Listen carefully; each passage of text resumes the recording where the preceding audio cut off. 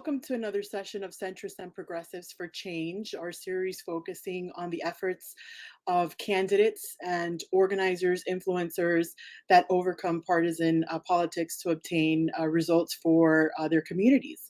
Our next guest is an educator, a public servant, and a consensus builder, and that is one of the reasons why we've invited him. He is a state senator for the state of Florida, which is not easy in this legislature to be someone that brings people together. He has championed meaningful bipartisan legislation, including bills that secure dignity for incarcerated women, a statewide expansion of a clean syringe program, safety and oversight for athletic coaches of youth athletic teams, and bills ensuring transparency and accountability via police body cameras. The senator serves the people of the 35th district, which includes portions of Broward and Miami-Dade County. So please help us welcome Florida State Senator for District 35, Senator Shevrin Jones. Hello. Hey, how you doing? How are you doing? I'm doing well. Thank you so much. No, thank you for joining us. I am, I'm so happy to speak with you. I've been following you for a few months, actually, in terms of the work that you've been doing in the Senate. And I, like many people, kind of got more interested in politics after 2016.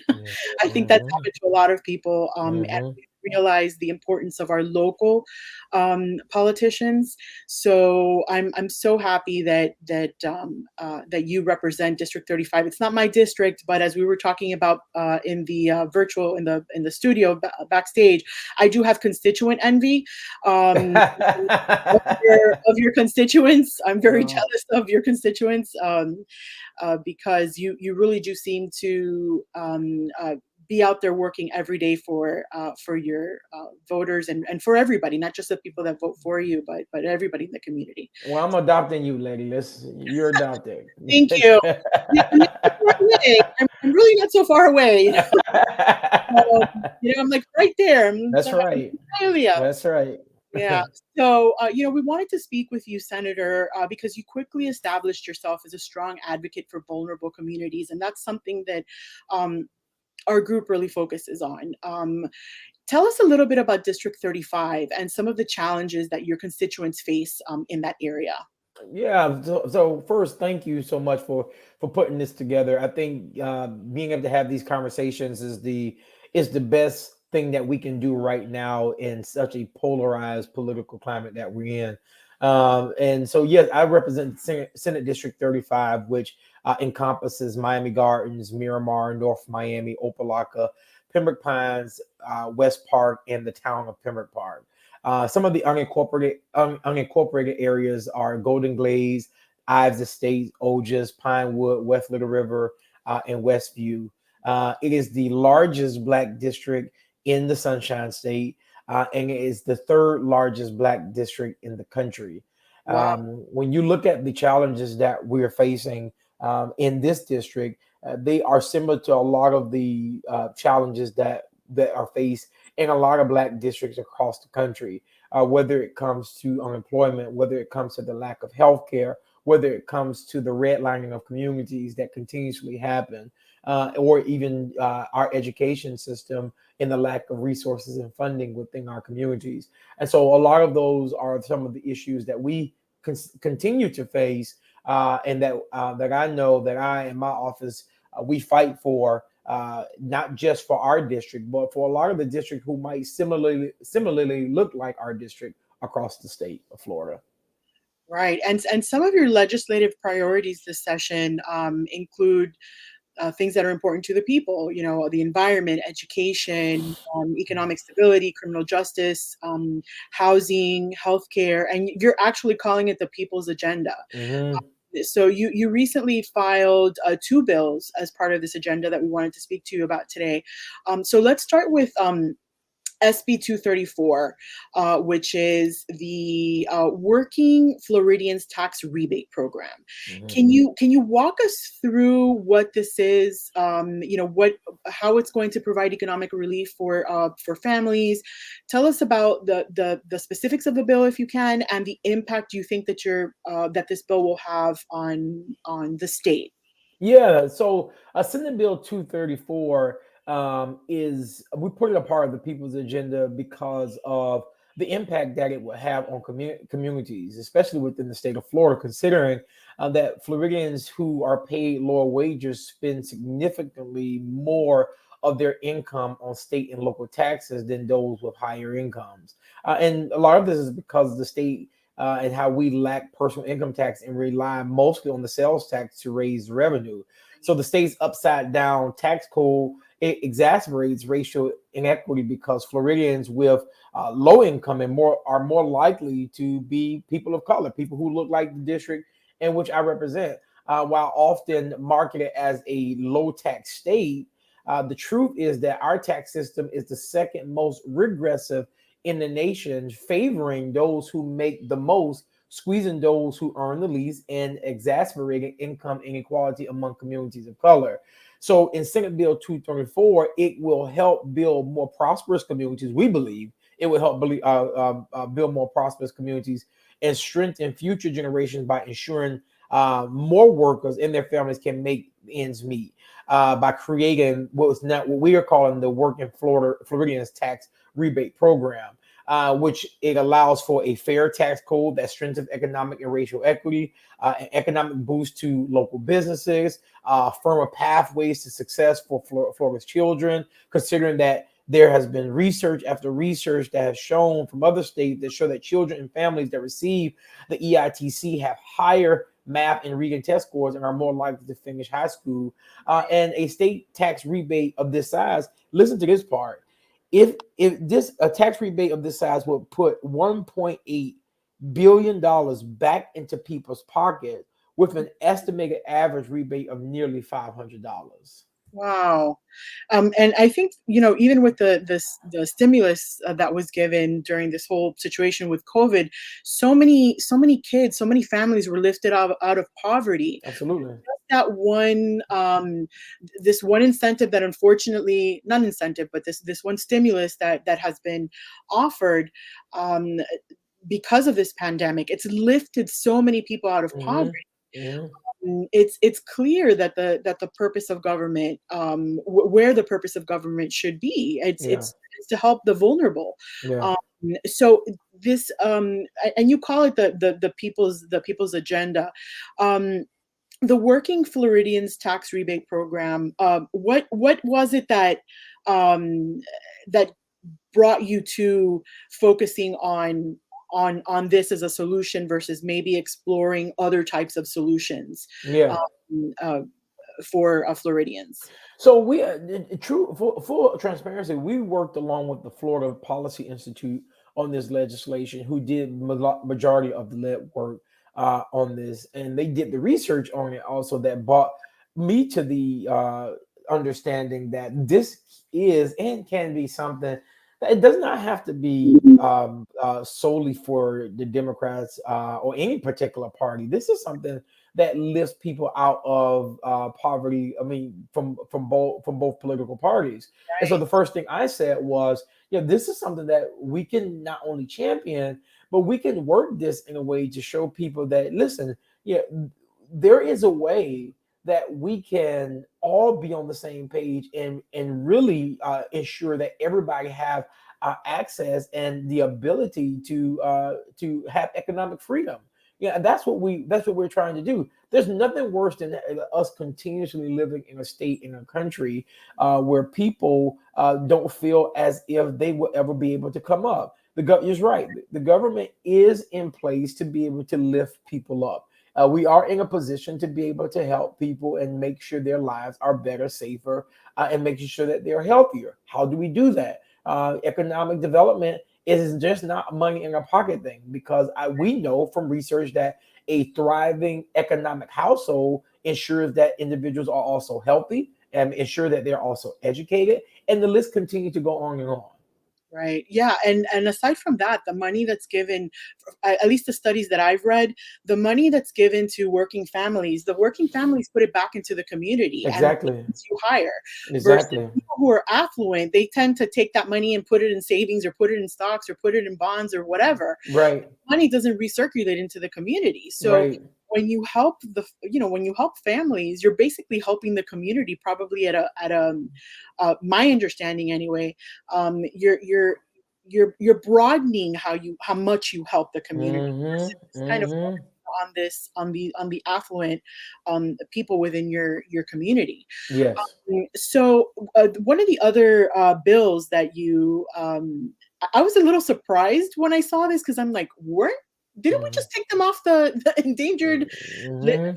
the endangered species list? So I was really surprised to read that manatees, which were dropped from the endangered species list about 4 years ago, it appears that now they're dying in record numbers. Mm-hmm. So you put forth SB 238, and I know that there are a lot of environmentalists and people that want to protect our beautiful environment here in Florida and the animals here. Can you talk to us a little bit about why, how who brought this to your attention and why you decided to make this one of the first bills that you brought up? Yeah. So in the past, Represent Senator Jose Javier Rodriguez, he was running this bill in the past. He was able to get it Oh, through two bills and two committees, excuse me. And after all of the reports that were coming around about manatees and the dying of manatees because of our water quality that we're dealing with currently within the state of Florida, I reached out to my office and said that I think this is something that we need to do. And so we're working along with this bill, along with Representative Ben Diamond, because it's no secret that this is much needed legislation that will require Florida officials to continue protecting endangered and threatened species like manatees, even if and after the federal government removes those classifications. I mean, if we're going to be known for our beautiful water, for our beautiful beaches and everything, but that also entails the animals that are within those waters, right?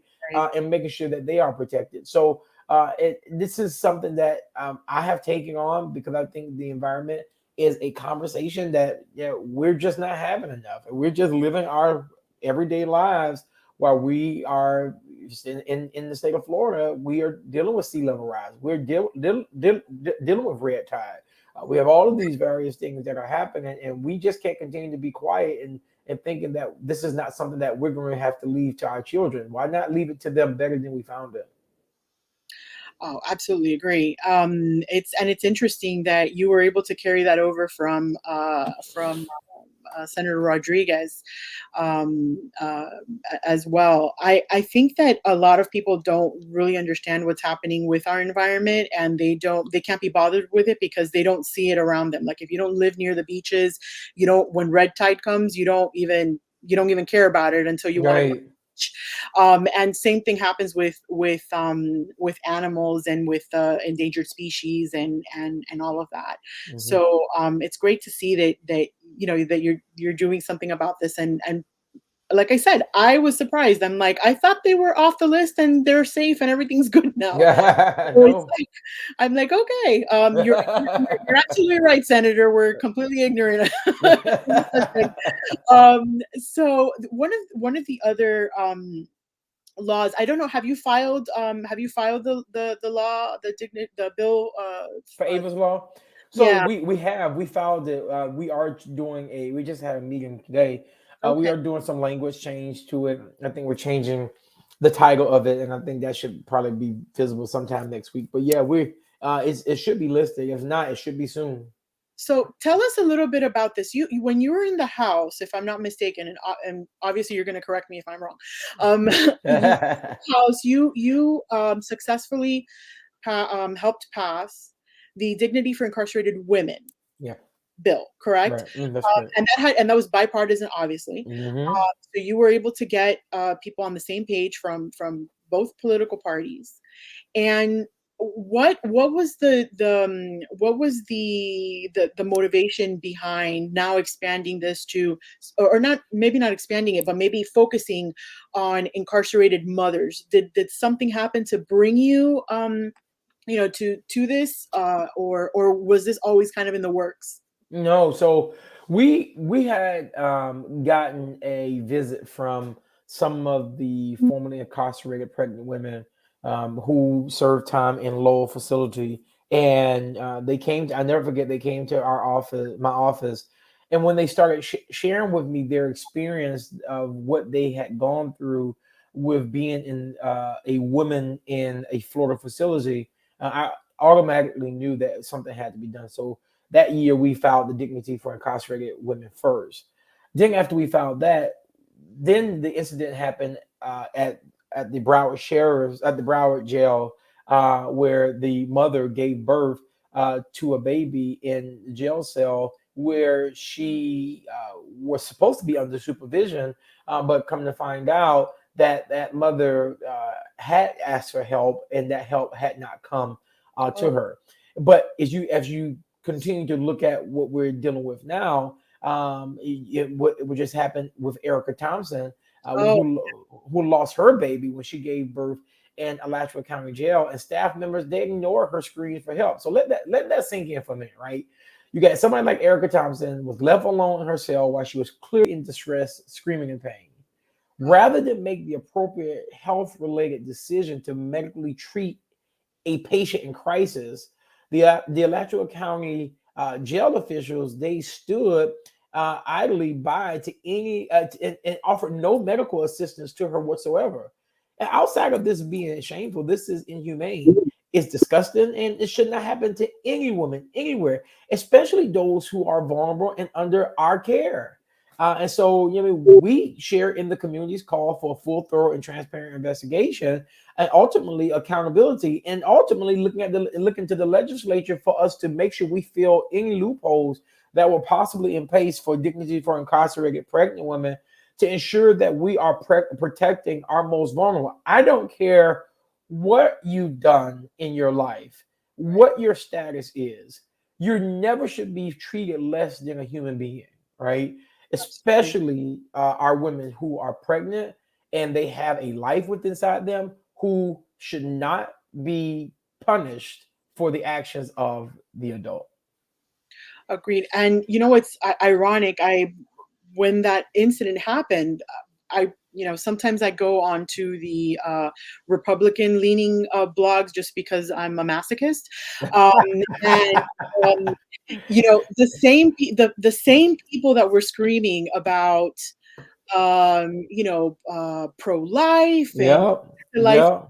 of the baby and all this Yep. were there was like, well, she's in jail, she must have done something wrong. I think in the case, and again, correct me if I'm wrong, Senator, but this young lady that was in jail, she had not been convicted, she was arrested for something, correct? Or am That's I correct. No, correct about she right. She hadn't been convicted. She right? actually in She was holding, being right? held, right, she That's was right. being held. Hmm. Right. So no court, no jury, no judge has found her guilty. She's just accused.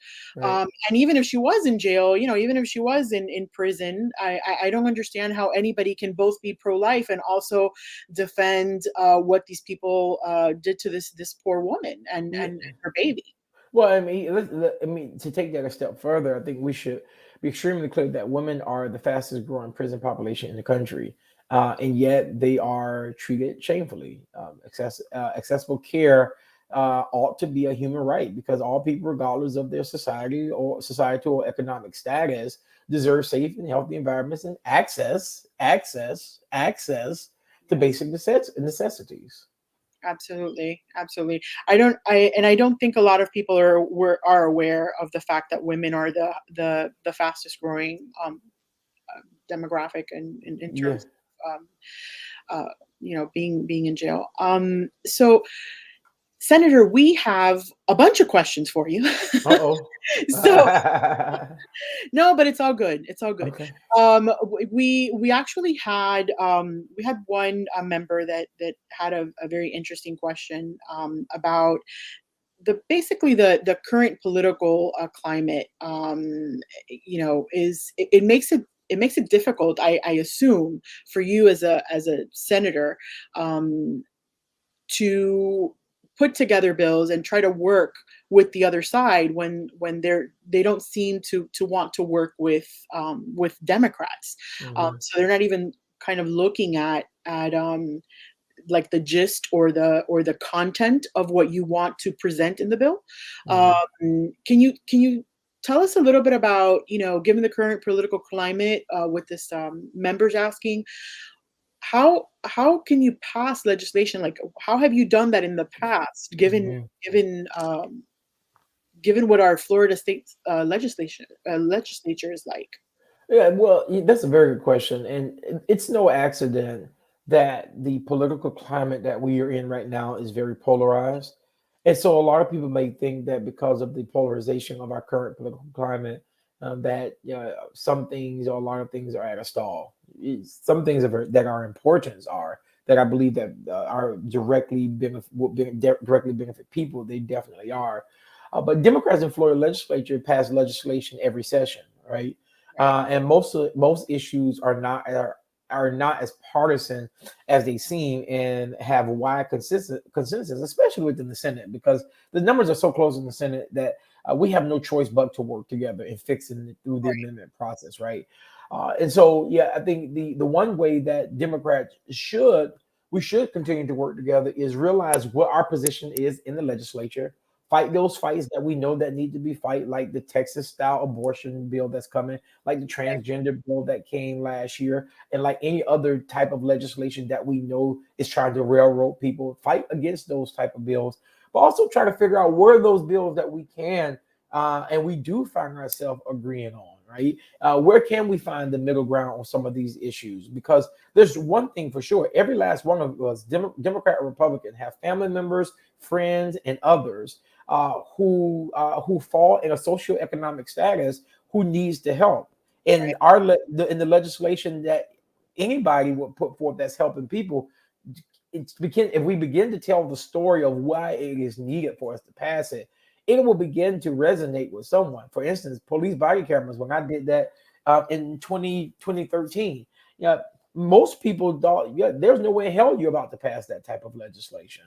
But starting to tell the story to say, listen, this is just not protecting my community. This Right. is also will protect the police officers so that if they are accused of something, hey, look, now I got it on camera now. And Exactly. so that was the messaging. So it is a messaging thing that we need to be more intentional about. Right. And you were talking about the very close margin, the very close numbers that you have in the Senate. Do And this is a question from me, not from one of the members. That's right. Do you feel that you have, on the Republican side, of people that you can count on? Because I'm going to be very honest with you, I just see a whole lot of crazy on the Republican Oh, side. sure. Yeah.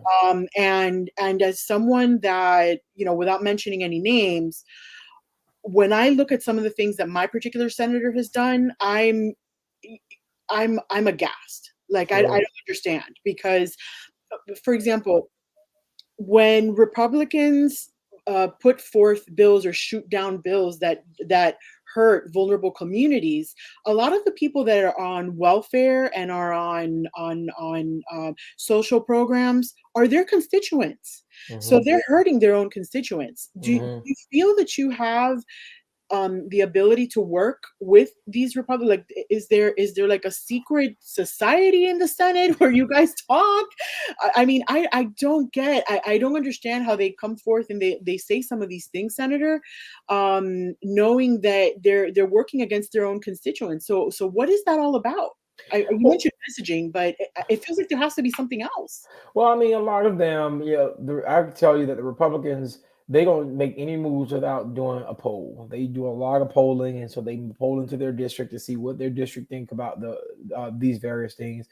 And a lot of times, yeah, ignorance is bliss, right? So you find yourself, you find, I think a lot of Republican members think that and believe that their constituents are not watching. So they do a lot of this stuff behind closed doors. It's not really publicized unless we, other legislators, begin to publicize and let it know this is what's happening. And until they start getting pressure from the outside, that's when they start changing their tune on a lot of the things in which they do. You would think it's a secret society because in some aspects of some particular bills, because a lot of that stuff is done in closed doors and we don't see it until the ninth hour. And so we have to fight. We have to be on the defense on a lot of this stuff because it's happened so late.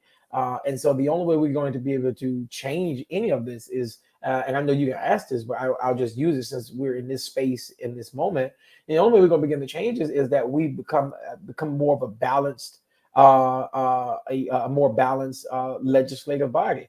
I think too much power to anyone is really dangerous at all. I don't care whether you're Democrat or Republican. Yeah, I mean, if we all have to sit at the table and they locked us inside of a room, and they said the only way you're going to get out is that you have to come to one decision. I think we will be able to do that, right? And I think we should look at politics the same way.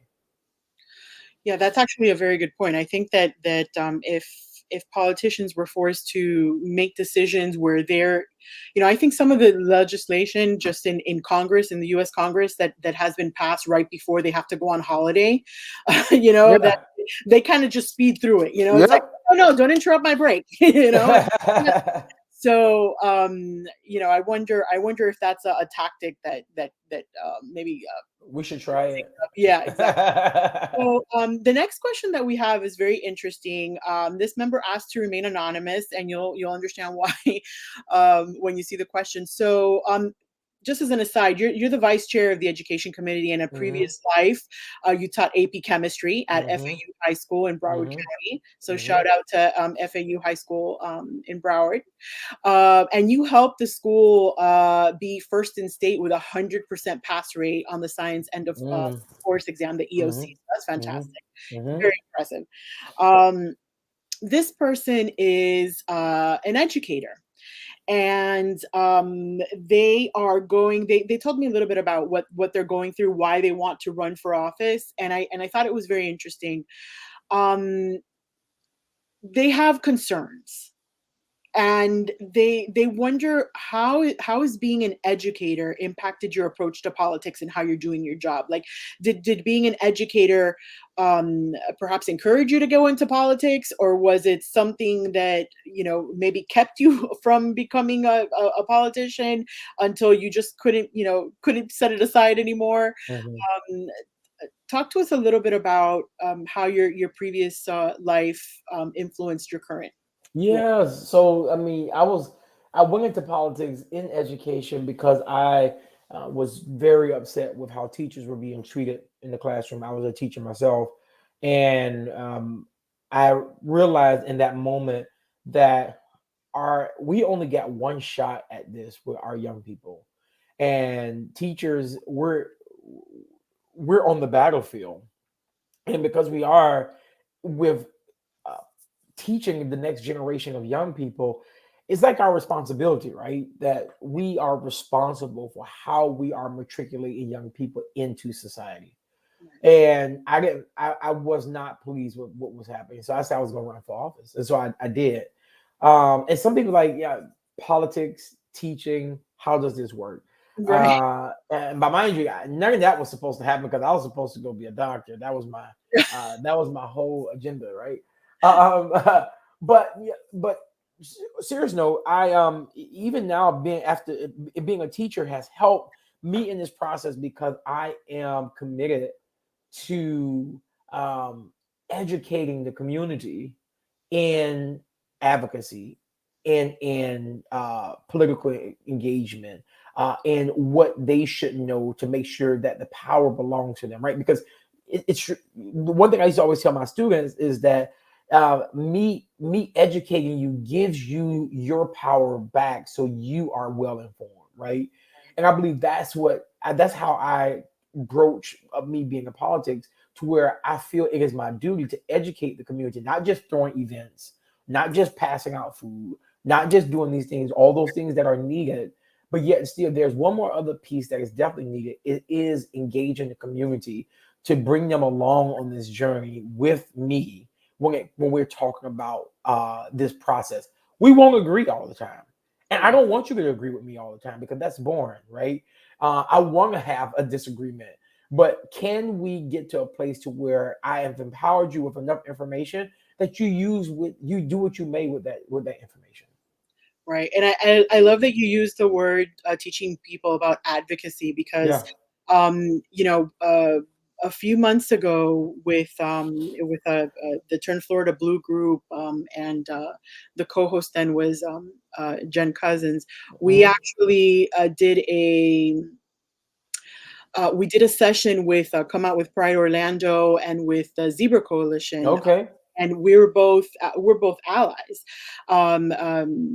Jen and myself, and through that process of even putting together that event, that session, I know that I learned so much that I wasn't aware of as an ally. I wasn't aware of, and then you begin to advocate for other people, even though you may not be, in that case, you may not be gay or you may not be whatever it is. Maybe you don't know anybody that's incarcerated and is a woman. Maybe you don't know anyone that's on welfare or whatever. Yeah. But we have to our party, it feels to me like we have to um part of our value system is to advocate for other people, even if Right. you hate it, even if you're affluent, even if you're part of the 1%, which I know I'm not.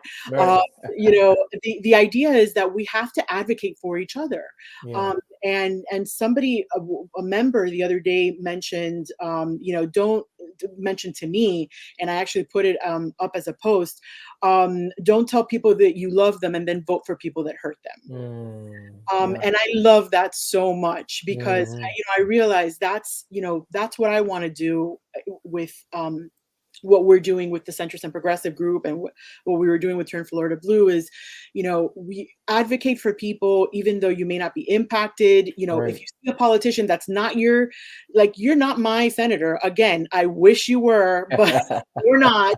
Uh, but when you see fantastic people doing good work, advocate for them. Hmm. Share their message, share what they're doing. And if you're an educator and you're thinking of running, I want to tell this member, um, if you're thinking of running, Hmm. look for people like Senator Jones. And there are a lot Hmm. of we have a lot of great people in the Florida legislature right now. Just We do. wonderful new blood. We've got people that Hmm. have been there for a few years too. They're just fantastic people. We have such great examples. Even if they're not representing you, follow them, Yeah. share their stuff, advocate for them, champion Hmm. them, because you never know, they might end up being your senator, That's you right. in US, in the in the US Senate. Yeah. It could be your representative in Congress. Who Hmm. knows? Hmm. Yeah. So the next question that we have is from, and thank you so much for that, for allowing me to vent a little bit there. That's right. Please take it um, away. so the next question that we had was is related to 234, to SB 234, Senator. So the context for this, the name of your bill is obviously, for working families, the Working Floridians Tax Rebate Program. Right. And this particular voter um, wants to know, what about him? What about for people that are no longer working due to retirement or disability? And in his case, he's both. He's both retired, and he's disabled, and he's a military veteran. Mm. So he was a little, taken aback by the name of it. Can you address that a little bit? And how people like him would be impacted? Yeah, no, I think it's a good that and you the I will say that while Senate Bill 234 might not impact Florida retirees as much as it would others, the bill will have impacts across a wide swath of the population by creating a fair tax code that strengthens economic equity for Floridians with low to moderate income. There are currently now a lot of programs in the state of Florida that are around for our people with different abilities, and for also individual, also to our veterans. This bill will also support free tax preparation through the Volunteer Income Tax Assistance Program. We can take steps to lower barriers to claiming both the federal EITC and the WFTR by supporting the VEGA program. VEGA sites provide free, high quality text preparation services to taxpayers with limited income. I mean, and that's something for individuals who are retired, and those individuals with and those people with different abilities. It was also in 2018, I think it was 2018. The IRS certified volunteers at VIGA sites throughout Florida that helped prepare over 227,000 returns, and nearly 22,000 of these returns included the EITC point 57. So, I mean, it's although again, it might not directly, and no need for me to make up an answer, right? It might not directly benefit those who are retired. It is, there are entities within the bill that people who are retired and those people with different abilities would be able to benefit from. Okay. So Senator, it's we're about 35 minutes in. Do you have time for a few more questions? A few more questions I do. I have about 5 more minutes. Okay, great. So one of the other questions that we have is how do you plan to tackle a possible Texas-style abortion law that Republicans have said they plan to file? This is something that a lot of our members are concerned about. What can you do? What can you do? Well, I mean, we're going to continue to fight like hell. I think we're doing that now. There are a lot of people across the state that are being led, a lot of actions that are being led by women. I want to be clear about that. I've been telling even the men legislators that they need to be quiet and allow the women to lead this charge, and we have their back in this issue, right? Thank you, Senator. Yeah, absolutely. But the women are leading this charge, and it's working. I can tell you now that we will not. I know a Texas style bill has been filed, but I do not think, and anything can happen, but I think the Republicans are seeing the numbers in the wall by polling, and even Republican women are not in favor of them reversing Roe versus Wade. And I don't think we'll see a Florida-style abortion ban here. I do think we will see some type of it. And so we're going to continue raising the red flag. I don't know if you just saw, but the Texas federal judge just knocked down the Texas ban today. So and hopefully that is a sign and a message even to our Supreme Court as they're looking to move this forward. Yeah, that's actually a great update, and hopefully, I know that the state of Texas is appealing it, but it sounds like they're gonna. It sounds like there's some progress being made. Yes. Yes. So last question, Senator, how do we get the progressive side of the party to work with centrists and moderate Democrats? That's basically the heart of this group, getting people from the Democratic Party speaking to each other, never mind trying to speak to Republicans. We've got so much to deal with in our own party. How do we get the two sides talking to each other? Well, I think first of all, the Democrats, we have to stop this this idea of looking at progressives as if they are a bunch of wackos, right? These are individuals who feel very deeply about what they believe in. They feel very deeply about Medicare for all. They feel very deeply about the environment. They feel very deeply about UBI and a lot of these things that they have been advocating for, right? They're not crazy. Truth be told, many progressives, period, are actually the heartbeat of this country. And so I think we should be very clear on that. I think we as a whole need to figure out as a party, have to sit down and figure out, what does this agenda look like? Yeah, again, I'll go back to what I said something in the beginning, that although we might not agree across the board on how we get to the end where we're trying to go, I think we all agree on the ending is how we get there that we're fighting over. Yes. And so what we have to do is just not having conversations, because I think people are sick of the talking, and the talking is starting to get pretty annoying. So I think the action behind this is creating more action-focused groups within legislative bodies, within offices. I'm even I haven't done this yet, and this is something that I'm interested in toying and doing, and that is creating focus groups on policies that both sides can agree on. The centrists and the progressives can agree on. And then at the same time, yeah, the progressives have to. You can't get to this point to where we say, all right, well, it's either all or nothing. Right. Well, yeah, what do you want the alternative? Because we just had 4 years of the alternative, and look at the predicament that we're in right now. Right. The alternative have had children locked up in cages. The Right. alternative was trying to roll back things with dealing with the environment. And so I mean, so we have to figure out what we want. And yes, we can be loud about those issues, but I promise you, us working together, us being more in tune with each other and understanding where we're coming from, it will change the perspective and how we begin to move, because we can't keep moving this way, because if we do, we're going to lose. And we do not want another repeat of what we just came out of. So we need to figure it out very quickly. Agree with that. Thank you so much, Senator Jones. It's been such a pleasure speaking with you. It's so refreshing to hear from a senator that doesn't speak nonsense. It's so lovely. Again, I am so jealous of your constituents, and thank you Oh, for everything that you do. oh, And I appreciate your time with us today. And I really look forward to what you're gonna do it for the state, and not just for your constituents. Basically, your bills impact all Floridians. It's not just people yes, in Miami-Dade and Broward counties. So yes. I think we're all pretty lucky. And I look forward to seeing what you do with your career, actually. I appreciate it. Well, I'm lucky to be able to serve you also. I appreciate that. Well, thank you so much. And everyone, thank you for joining us again. I hope that you guys have learned a little bit about Senator Jones, and we look forward to seeing you soon. Bye.